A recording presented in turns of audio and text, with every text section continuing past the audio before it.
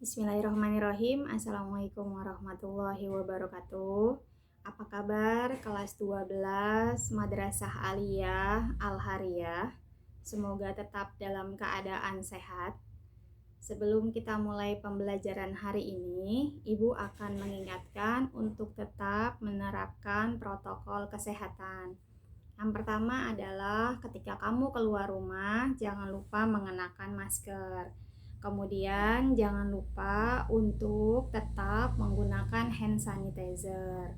Dan ketika sudah 5 kali menggunakan hand sanitizer, maka silahkan mencuci tangan agar kuman yang terdapat dalam tangan kamu bisa mengalir dengan air. Oke, sebelum mulai belajar, kita berdoa terlebih dahulu.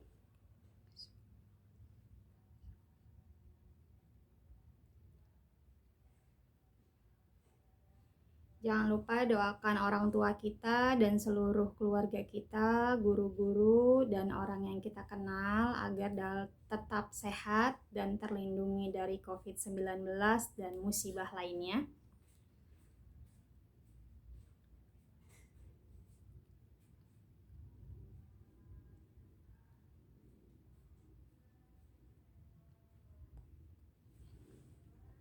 Oke.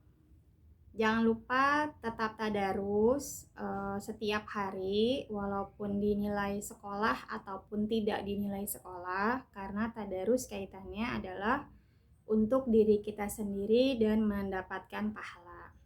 Oke, kita mulai pembelajaran hari ini. Silahkan membuka LKS-nya. LKS-nya dibuka. Buka halaman 22. Oke. Kita buka halaman 22 dengan materi bab 2, yaitu permasalahan sosial akibat globalisasi. Dan jangan lupa siapkan buku catatannya. Ayo segera. Oke, hari ini Ibu akan menerangkan materi mengenai permasalahan sosial akibat globalisasi dan akan ada 4 soal yang merupakan penilaian ulangan harian 2. Jadi ketika Ibu menjelaskan, nanti akan disisipi dengan soal, kemudian soalnya ditulis di buku tulis, kemudian difoto dan diupload di e-learning madrasah. Oke, kita mulai ya. Kita akan mulai pada materi bab 2, yaitu permasalahan akibat globalisasi. Sebelum masuk ke permasalahan akibat globalisasi, maka kita harus memahami terlebih dahulu apakah arti dari globalisasi. Nah, globalisasi secara definisi berasal dari kata global, yaitu universal. Nah, globalisasi adalah proses menyatunya wilayah-wilayah dalam suatu kaidah yang sama. Nah, kaidah yang sama di sini bisa dikaitkan dengan informasi, dengan budaya, dengan aturan, ataupun dengan hal yang lain yang membuat kita sama dengan wilayah lain. Semoga bisa difahami sampai sini. Kalau belum paham, maka silahkan baca di LKS di halaman 22. Ada banyak pengertian dari para ahli sosiologi, baik dari dalam negeri maupun dari luar negeri. Silahkan membaca pelan-pelan dan kemudian semoga kamu bisa paham. Jika kamu belum paham juga, maka silahkan komen di komentar atau kamu japri ke Ibu. Lanjut ya, kita akan masuk ke pengertian globalisasi secara umum. Jadi globalisasi itu adalah proses transformasi. Transformasi itu adalah perubahan. Nah, globalisasi secara umum terbagi menjadi 3. 1. Transformasi kondisi spesial tempola kehidupan. Apa ya artinya? Jadi, transformasi kondisi spesial tempola kehidupan artinya adalah perubahan dalam tata ruang dan waktu dan pengorganisasian hidup. Contoh, tadinya kita menggunakan sesuatu mengolah bahan-bahan dengan cara tradisional, yang gampangnya gitu aja ya. Misalnya kayak ngulek bumbu. Tadinya pakai ulekan, kemudian setelah adanya proses transformasi kondisi, maka menjadi blender atau menjadi beli bumbu jadi. Hal yang gampang kayak gitu aja. Kemudian yang kedua adalah transformasi cara pandang. Tadinya kita berpikir bahwa sesuatu harus seperti ini misalnya, kemudian berubah menjadi hal yang baru. Contoh seperti undangan pernikahan. Tadinya kalau kita mau ada undangan pernikahan atau undangan acara apapun, biasanya orang akan ngasih undangan berbentuk kertas, kemudian nanti ibu-ibu yang si istri dari yang hajatan itu akan muter ke wilayah dan mengundang. Nah, sekarang udah mulai berubah. Undangan sudah mulai digital, sudah di-share lewat WA, bahkan lewat sosmed lainnya. Kemudian nggak harus muter ke rumah-rumah gitu. Kemudian yang ketiga adalah transformasi modus tindakan dan praktik. Apa nih artinya? Coba kamu baca dulu di buku, kemudian kalau nggak paham boleh tanya ibu.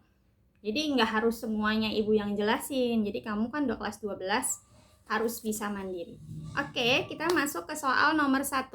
Soal nomor 1 adalah jelaskan pengertian globalisasi secara umum. Tadi kan ibu sudah menjelaskan ya pengertian globalisasi nomor 1 dan 2. Nomor 3 ibu serahkan kepada kamu biar kamu bisa menganalisis. Nah, sekarang soal nomor 1 adalah jelaskan pengertian globalisasi secara umum. Ini memakai bahasa kamu aja, yang kamu pahami dari penjelasan ibu atau dari buku yang kamu baca. Kita lanjut ke materi selanjutnya, yaitu ciri-ciri globalisasi. Ciri-ciri globalisasi ada 3, yaitu perubahan dalam ruang dan waktu, kemudian pasar dan produksi ekonomi saling bergantung, dan yang terakhir adalah peningkatan masalah bersama. Kita bahas satu-satu ya. Ciri-ciri globalisasi yang pertama adalah perubahan ruang dan waktu.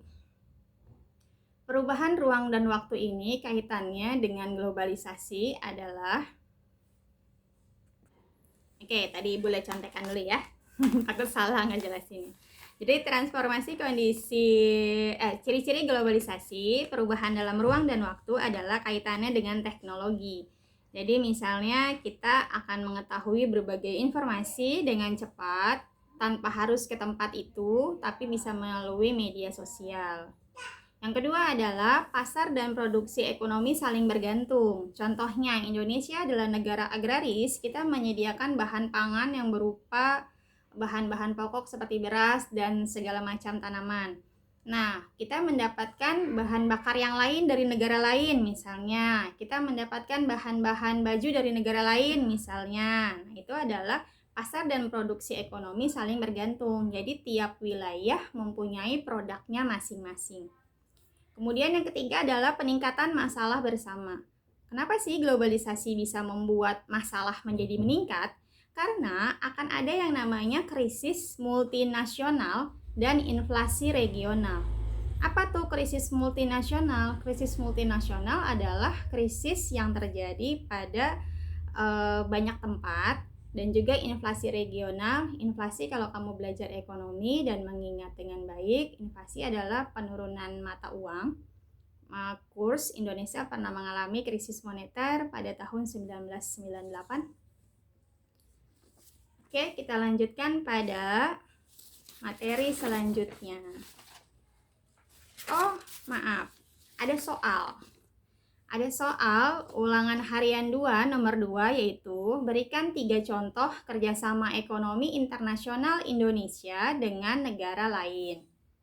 Seperti itu ya, silahkan googling atau boleh membaca referensi di buku paket atau di sumber lain.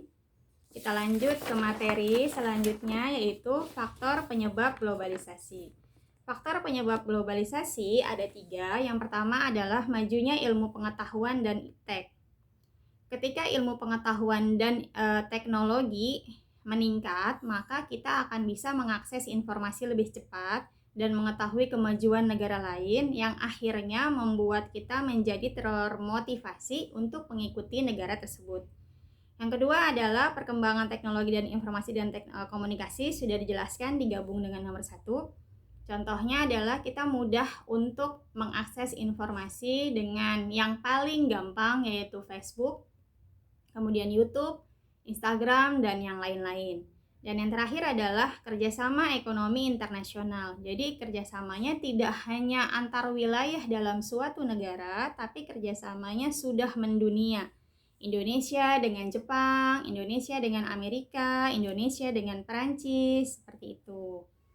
Kita akan masuk ke soal nomor 3, tapi Ibu jelasin dulu materinya, yaitu kita masuk ke macam-macam globalisasi. Macam-macam globalisasi ada 3. Yang pertama adalah globalisasi informasi, yang kedua globalisasi ekonomi, dan yang ketiga adalah globalisasi kebudayaan. Globalisasi informasi adalah batas negara tidak lagi menjadi batas informasi. Jadi ketika kita mau mengetahui ada kerusuhan di wilayah lain, di wilayah negara lain, kita tidak harus ke sana untuk mengetahui sebabnya dan akibatnya apa pada negara tersebut. Kita cukup nyari di internet yang kita bisa tahu, oh di negara ini sedang terjadi ini, oh di negara ini sedang terjadi ini, seperti itu. Contoh gampangnya ketika kita mencari cara untuk mengatasi COVID-19, kita mencari bagaimana negara lain mengatasi wabah penyakit yang mendunia ini. Nah, itu adalah contoh dari globalisasi informasi. Yang kedua adalah globalisasi ekonomi. Globalisasi ekonomi adalah perdagangan internasional tanpa hambatan. Kalau misalnya kamu belajar sejarah, ingat dulu untuk berdagang itu kita harus melewati jalur sutra yang akhirnya banyak pembegalan dan banyak dirampok di tengah jalan. Nah, kalau sekarang tanpa hambatan. Kenapa? Karena sudah ada pesawat, sudah ada internet untuk jualan online dan segala macamnya.